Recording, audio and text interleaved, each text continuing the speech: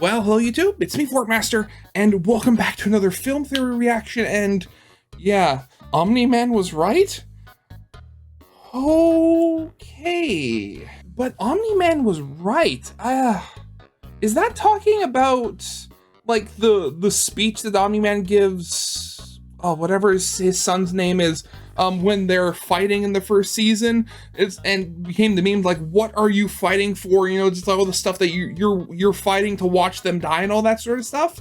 Because, I mean, in the end, I think, no, Invincible, whatever, was his name Steve? I am having a complete brain fart here. But yeah, he did get a happy ending. I mean, his wife, or girlfriend near the beginning of the show, God, what's her name too? I just remember her being like Atom Eve.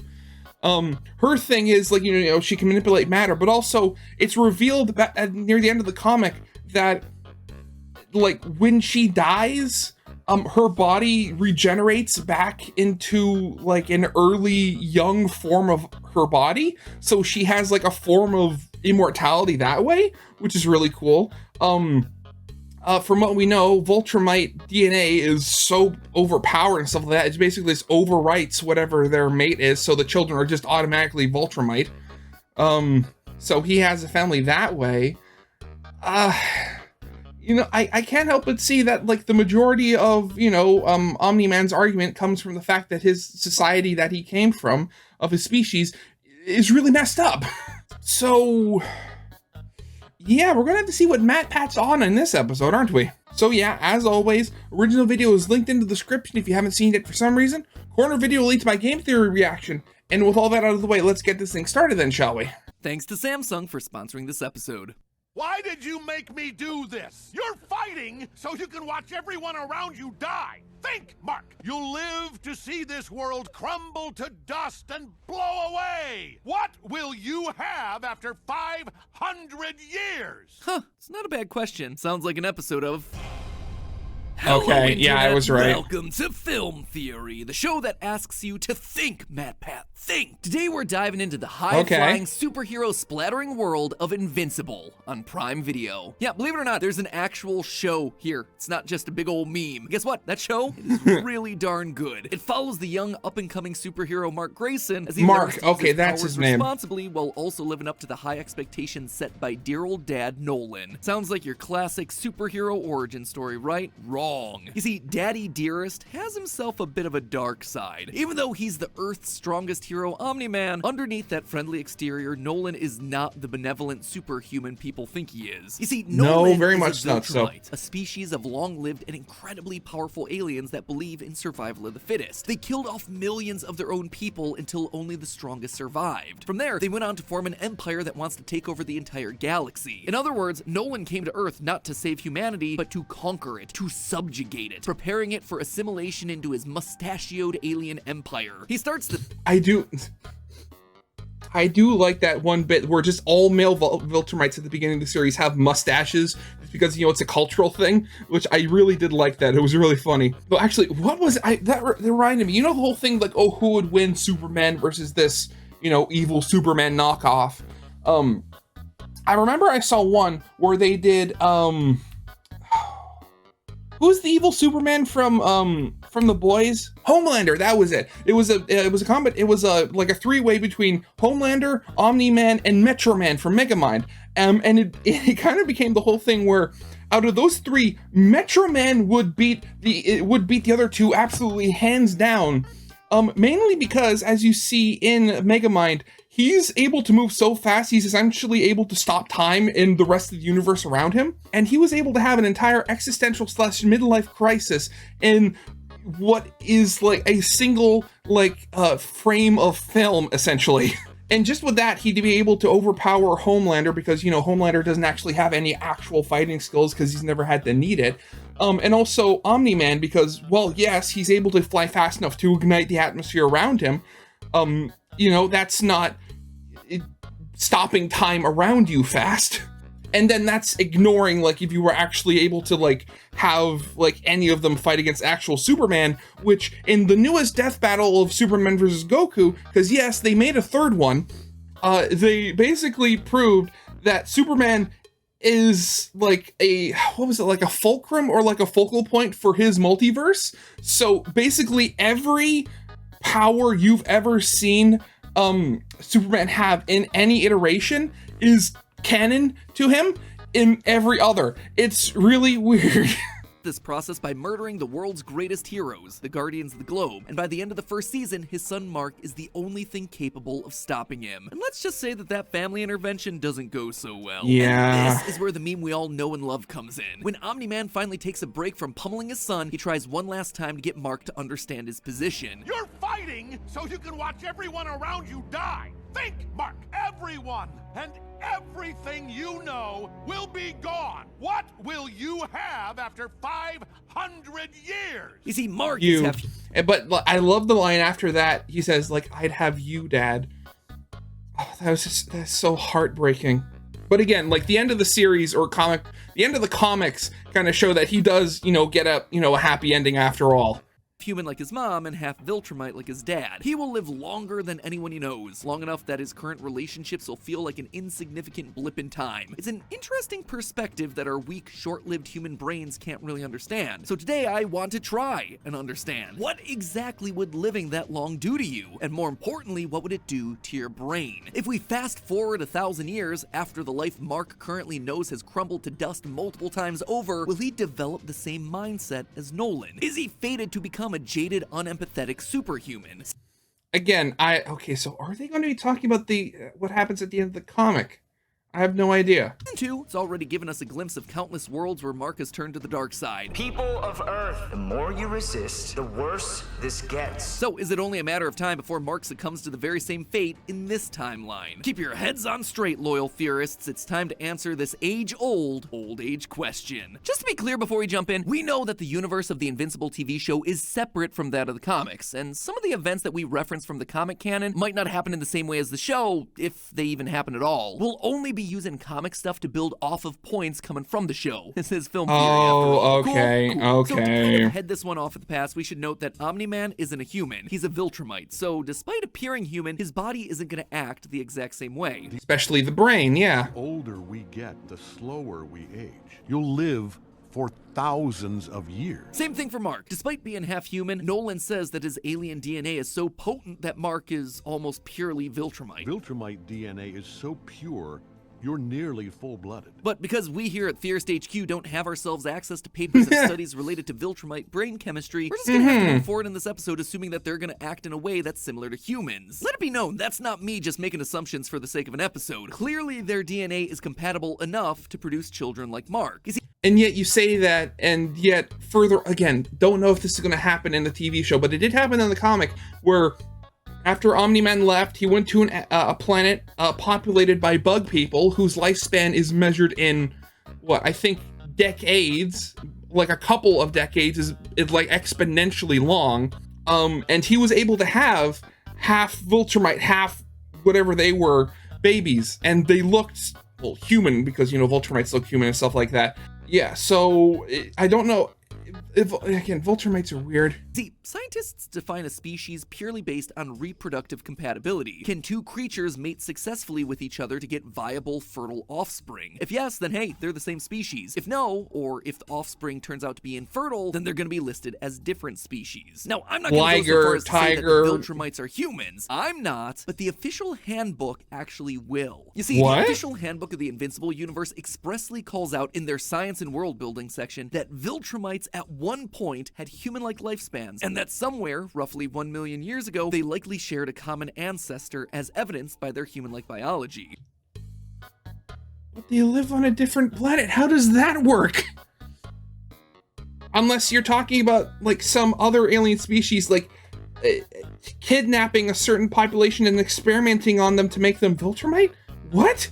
So all of that, plus the existence of a half-human like Mark, and the fact that he's shown to have kids in the comics, proves that there's enough genetic similarity between these super aliens and us lowly Earthlings to draw at least some conclusions from human anatomy and our own natural development. So that said then, let's look at how old age tends to affect the brain. One thing that's pretty clear, Nolan, he ain't the most empathetic guy. I do love your mother, but she's more like a pet to me. Don't need the Am I the A-hole subreddit to answer that, my friend. Oh god, yeah, that one, I Neuroscience tells forgot. us that as brains grow older, our capacity to feel empathy actively declines. You see, the brain is not some static, unchanging lump of gray matter. It actually evolves as we age, and sadly, it's not evolving for the better. Consider this. Your brain has around 100 billion neurons. The way we get smarter is for those neurons to form new connections or synapses with the others around it. Now, the younger you are, the more new synapses your brain's gonna form. A newborn baby brain forms synapses at a rate of over 1 million per second. In fact, a baby's brain overproduces synapses in those early days. As you get older, though, your brain learns that not all synapses are equally valuable. It goes back and it starts to focus on the ones that really matter the most, causing the important synapses to strengthen and just outright pruning the connections that don't make sense to keep. The whole thing is like creating a fancy hedge sculpture within your skull. Bit by bit, the wild bush of your brain is getting trimmed down into a beautiful swan plant thing. Don't get too excited about that swan sculpture, though. Unlike the Viltrumite Society, killing off the weaker synapses, it ain't making your brain stronger and stronger over time. It makes it efficient, sure, but it also makes it less flexible. Imagine for an instant that your brain is made out of plastic. The younger you are, the hotter that plastic is, so it's easier to change and mold. This is the concept of neuroplasticity, the idea that the brain can remain flexible and adaptive. As you age, though, that plastic brain starts to cool off and get hard. It becomes rigid. As a wise musician once wrote, your brain gets smart, but your head gets dumb. The long and short of all of this is that over time, your brain's neuroplasticity gets weaker and weaker, and that has a direct effect on your capability of growing and changing. That's why older people have a hard time learning new languages, or understanding their grandkids' TikToks, or enjoying the finer artistic merits of Skibbity Toilet and figuring out how a cell phone works. When an older person seems set in their ways, well, that's partially because their brains are less able to process new information and implement neural change. And this holds true for relationships as well. Technically, we get worse at making friends as we age because our brains aren't flexible enough to accept new connections, both neurally and personally. Understanding the emotional needs of those around you, it's a lot of work for your brain. You have to have enough neural connections to handle that sort of mental load, hence why some elderly people tend to act less empathetic to the needs of others. And that is what I suspect that we're seeing with Omni-Man here. He's been caught in a perpetual grumpy old man phase for millennia. There's a dragon behind you! I'm on vacation. So, is it that simple? Is Mark fated to become just like his father because of how old his brain's gonna become? Well, Nolan's argument is that You'll outlast every fragile, insignificant being on this planet. You'll live to see this world crumble to dust and blow away! So let's take Nolan at his word and see where that leads us. In my research, I couldn't find an exact age for Omni-Man, but we do know that he lasts for, quote, thousands of years. We also know, based on the official handbook, that Immortal, another superhero, is well over 3,000 years old. So let's just go off of that number and estimate that Nolan is 3,000. The average human lifespan right now in the US is about 74 for males and 80 for females. Assuming Nolan and Debbie got married when she was 20, that would leave roughly 60 years for them to spend together. And while that might seem like a lot from our perspective, let's look at it from Omni-Man's. That 6-decade span would literally constitute a measly 2% of his total life. But what's that really mean? Well, to understand that, let's translate it into equivalent terms for a human. Converting that 2% to a typical human lifespan, that would be the equivalent of spending 1.6 years of your life with someone. Never mind, that's longer than I thought. Less than the lifespan of a dog or a cat. You know goldfish, that stereotypical pet that dies and gets flushed down the toilet? Even they live at least 10 years on average. Even a hamster, with its 2-year average lifespan, would have itself more substantial time commitment. And again, not to say that Omni-Man has a point, but he does kind of have a point when he says, I do love your mother, but she's more like a pet to me. That's not him being cruel, that's him being generous from his perspective. And you're telling me that in 3,000 years he's only had himself the one kid? No wonder he's grumpy and depressed. His greatest superpower is celibacy. No, wait, never mind. His greatest superpower is that. Definitely that. So just like we don't tend to mourn our goldfish very long after it's given its ceremonial flush, Omni-Man ain't gonna mourn his wife all that much in the greater context of his incredibly long life. Making matters worse, though, is repeated grief. Science has shown that the more frequently we experience something, the less sensitive we become to it. The first jump scare of a scary game? Huge reaction. Whoa, that was the biggest scare ever. The 50th jump scare of a game?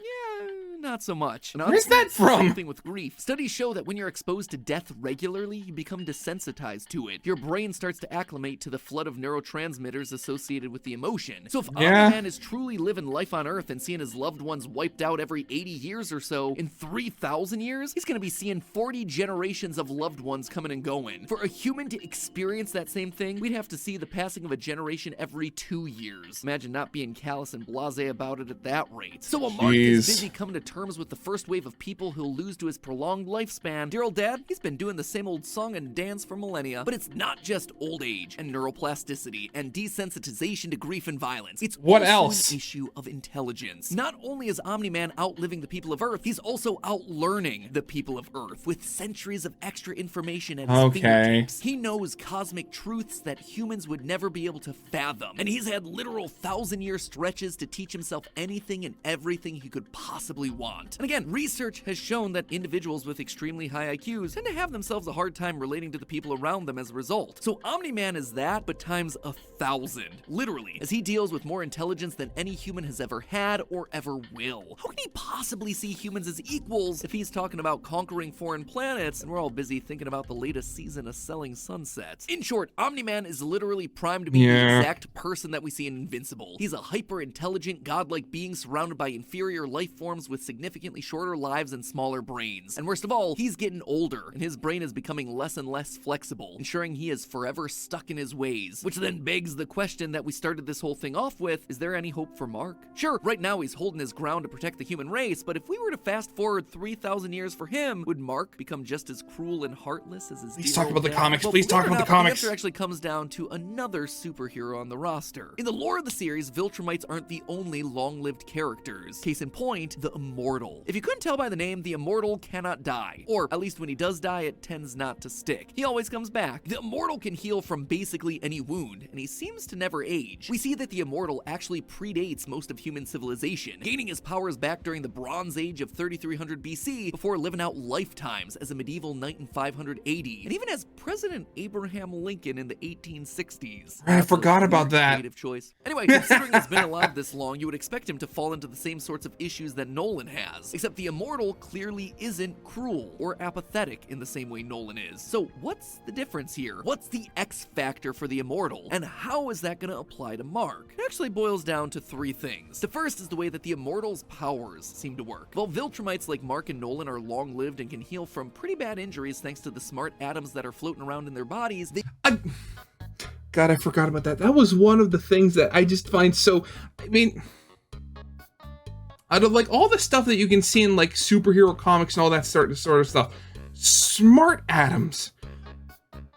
Did they ever actually explain what that is? Because that's just so weird. Like, how do they have a special kind of matter that's different from the rest of the universe? they can't come back from fatal blows like the Immortal can. We see tons of Viltrumites dying both in the comics and in the show's flashbacks, but we see the Immortal come back from practically everything in a way that's much more akin to the classic healing factor that you see with other comic book superheroes. That means that he's constantly replenishing all the various subsets of cells within his body, which would include the neurons in his brain. Unlike a typical human or Viltrumite brain, where neurons tend to hit a wall before the numbers slowly decline, the Immortal's brain is constantly being replenished, meaning that it's always staying that nice, hot, moldable plastic. Like a youngster, the Yeah, Immortal that would be does able to make a quickly lot of adapt sense. to changing circumstances, also explaining how he's able to master the hundreds of languages and cultures that he's lived through during his extended lifespan. This Yeah. one, sadly, doesn't really apply to our Mark example, Unfortunately, but it yeah. had to be called out because it is a significant factor in his success. The second factor that sets the Immortal apart from Nolan is his relationships. In the character handbook, it clearly states that the Immortal's relationships with other heroes has given him a renewed passion for life and established closer connections with friendships and teammates. He's in partnership Oh, with yeah, people very with important. He's leader of the Guardians of the Globe. The Immortal has a sincere kinship with the people around him, despite his incredibly advanced age. And this adheres to what we read about in real-life science. Studies into the factors that give people a greater sense of empathy deeper into their lives show time and time again that social interaction is key. Spending time with friends, building and maintaining social connections, they are some of the best things that you can do for your brain's health. It exercises uses that brain's empathy muscle. But if those muscles aren't worked out, well, they start to atrophy and die. Case in point, Omni-Man, a loner who never truly buys into the whole team dynamic of the Guardians. He is sent by the Viltrumites to Earth, a forgotten foreign planet, and he's stationed there alone. He's a sole soldier waiting for the right time to strike. He is isolated completely on a planet full of aliens. Even his cover job as an author emphasizes this loneliness. He's not going into the office alongside a bunch of other co-workers. He's at home alone writing books. Every element of his existence has primed him to lack empathy. So Mark, spending time with William, Eve, and Amber, other superheroes like the Teen Team, that is the sort of thing that's going to keep him grounded. Those relationships would presumably help him stay firmly rooted on the side of good and not join the evil space mustache empire years later. Get evil space mustache empire, right? Foundation of empathy as a kid, which segues nicely into important point number 3, the most important thing that the Immortal and Mark share, being born on Earth. The peak time for children to learn empathy is before the age of 9, and they learn it by watching others. As babies, we can feel and respond to the emotions of our caregivers. As toddlers, we learn more about how others feel, and we might try to comfort them when they're upset. As we grow older, especially in preschool and early school years, we get better at understanding different emotions and realizing that people might see things differently than our perspective. By middle childhood, we become even more skilled at understanding others' feelings and needs. It keeps developing as we grow up, but our foundational understanding of it has to happen in these early childhood years. Which, as a Viltrumite, Omni-Man wouldn't have, because, again,